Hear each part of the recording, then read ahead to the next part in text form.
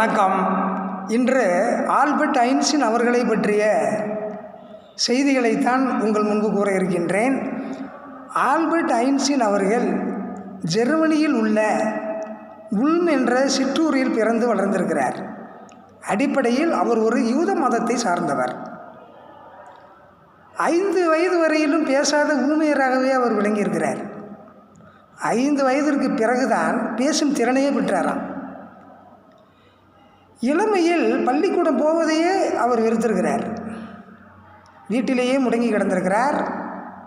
அப்பொழுது அவருடைய தந்தையார் ஒரு திசைகாட்டு கருவியை வாங்கி வந்து தன்னுடைய மகனான ஐன்ஸ்டீனிடம் கொடுத்திருக்கிறார். ஐன்ஸ்டீன் அந்த திசைகாட்டும் கருவியை கண்டு மிகவும் வியந்தாராம். காரணம், அது செயற்படும் விதம்தான். அதை பார்த்த உடனே அவருக்கு மிகப்பெரிய வியப்பாக இருந்துச்சா.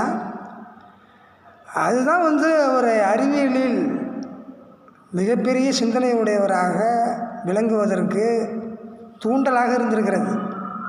அன்றிலிருந்தே அவர் அறிவியலை மிகவும் விரும்பியிருக்கிறார். பின்னாளில் பார்த்திங்கன்னா E=mc² என்ற ஒரு வாய்ப்பாட்டின் அடிப்படையில் சார்பு நில கொள்கையை விளக்கியிருக்கிறார். அதன் அடிப்படையில் தான் ஏராளமான அணுகுண்டுகள்லாம் கண்டுபிடிக்கப்பட்டனவாம்.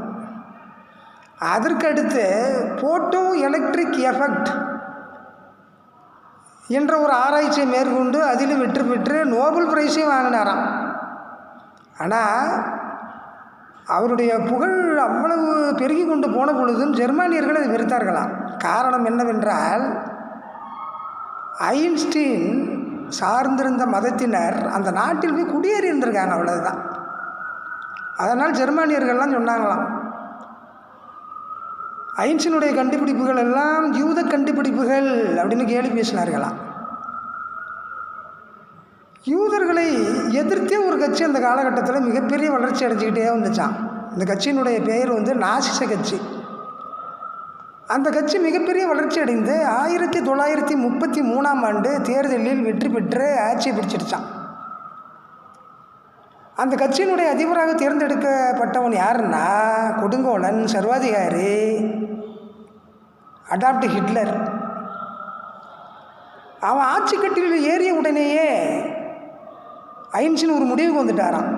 இனி இந்த நாட்டில் நம்ம இருக்கக்கூடாது, இருந்தோம்னா நம்மளுடைய உயிருக்கும் பாதுகாப்பு கிடையாது, அறிவியல் ஆராய்ச்சியையும் நல்ல முறையில் செய்ய முடியாது அப்படின்ட்டு பக்கத்து நாடான பெல்ஜியத்திற்கு குடிபெயர்ந்து விட்டாராம். ஒரு வீட்டை வாடகைக்கு எடுத்துக்கிட்டு வாழ்ந்துருக்கிறார். அத்தோடு ஜெர்மனியில் வாழக்கூடிய யூத மதத்தை சார்ந்த அறிவியலாளர்களை, அதாவது விஞ்ஞானிகளை எல்லாம் வேறு நாடுகளுக்கு போய்விடுங்கள் என்று வேற அறிவுறுத்தினாராம். கொஞ்ச நாளைக்கு பிறகு அந்த ஆட்சி கட்டிலில் ஹிட்லர் ஏறிய கொஞ்ச நாளைக்கு பிறகு ஐன்ஸ்டீன் நினைத்தது போலவே கொடுங்கோலன் ஹிட்லர் யூத மக்களை கொடுமைப்படுத்தலானா. நாம் அப்பொழுது அவன் ஐன்ஸ்டீனை தேடி இருக்கிறான். குறிப்பாக ஐன்ஸ்டீன் தான் ஏற்கனவே பெல்ஜியத்துக்கு வந்துட்டார. அவரை கண்டுபிடிக்க முடியாததால் மிகப்பெரிய கோபத்திற்கு உள்ளான ஹிட்லர் ஐன்ஸ்டீனுடைய தலையை கொண்டு வருபவர்களுக்கு 1 லட்சம் ரூபா வெகுமதி அளிக்கப்படும் என்று ஒரு திட்டத்தை வெளியிட்டானாம். அதை கேள்விப்பட்ட ஐன்ஸ்டீன் அவர்கள், அப்பா, என்னுடைய தலைக்கு இவ்வளவு மதிப்பா? என்னுடைய தலையினுடைய விலை 1 லட்சம் ரூபாயா அப்படின்னு சிரித்து கொண்டு தன்னுடைய நண்பர்களிடம் கூறினாராம். பின்னாளில் பார்த்திங்கன்னா ஐன்ஸ்டீன் அவர்கள் அமெரிக்காவில் போய் குடியேறி அமெரிக்காவினுடைய அறிவியல் வளர்ச்சிக்கு உந்து சக்தியாக விளங்கி அமெரிக்காவினுடைய பல வெற்றிகளுக்கும் காரணமாக இருந்திருக்கிறார். அவர் மிகவும் நல்ல மனம் படைத்தவர், ஜாதி மத இனங்கள் எல்லாம் கடந்தவர், குழந்தை உள்ளம் படைத்தவர். அவரை பற்றி இன்னும் சில பதிவுகளிலும் நாம் பார்ப்போம் என கூறி இந்த பதிவினை நிறைவு செய்கிறேன். நன்றி, வணக்கம்.